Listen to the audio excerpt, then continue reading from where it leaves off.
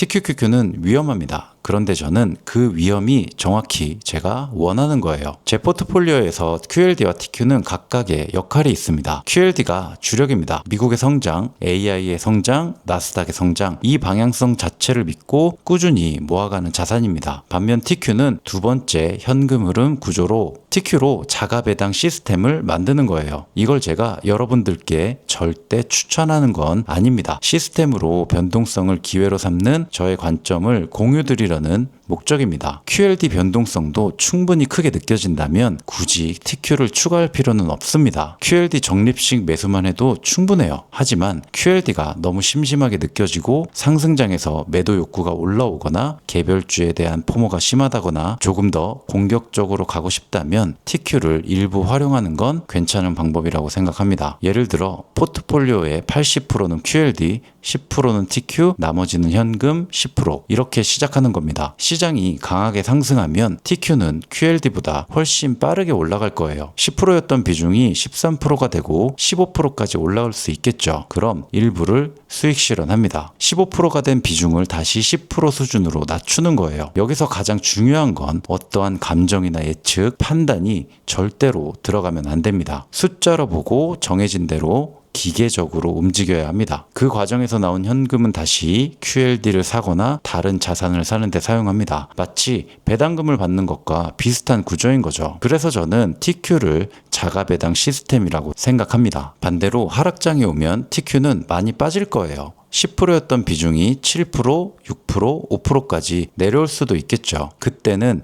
반대로 천천히 채웁니다. 한 번에 몰아서 사는 게 아니라 긴 호흡을 가지고 최소 10% 이상 빠졌을 때부터 분할 매수로 다시 비중 10%를 맞춰가는 거죠. 굉장히 단순합니다. 15%가 되면 줄이고 5%가 되면 채웁니다. 가격도 보지 않고 예측도 하지 않아요. 비중만 관리합니다. 제가 실제로 했던 방법이 횡보장과 하락장에서 TQ를 천천히 모았습니다. 그렇게 모은 금액이 약 3천만 원 정도였어요. 그리고 상승장이 시작됐습니다. 그때부터는 수익금이 약 400만 원 정도 생길 때마다 기계적으로 익절, 더 올라갈 것 같아도 익절, 랠리가 이제 시작인 것 같아도 익절했습니다. 예측 없이 정해놓은 기준대로 수익금을 회수했습니다. 400만 원, 또 400만 원, 또 400만 원 이런 식으로 계속 반복했어요. 결국 원금 3천만 원은 전부 회수했습니다. 수익금 약 2천만 원은 계속 시장에 남겨두고 이제 다시 원금 기준을 3천만 원으로 잡고 하락할 때마다 조금씩 모아가려고 합니다. 원금을 회수한 순간 게임의 룰이 바뀐 거예요. 이제 시장에 남아있는 건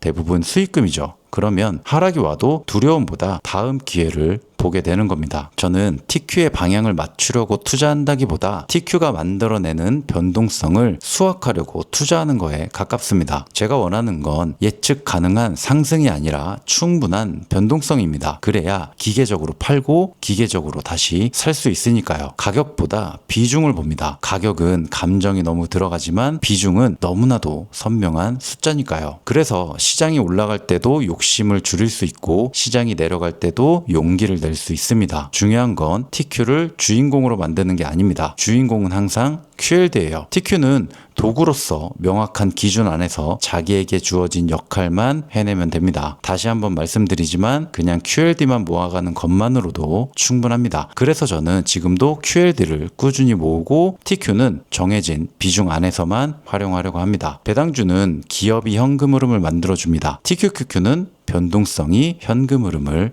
만들어줍니다.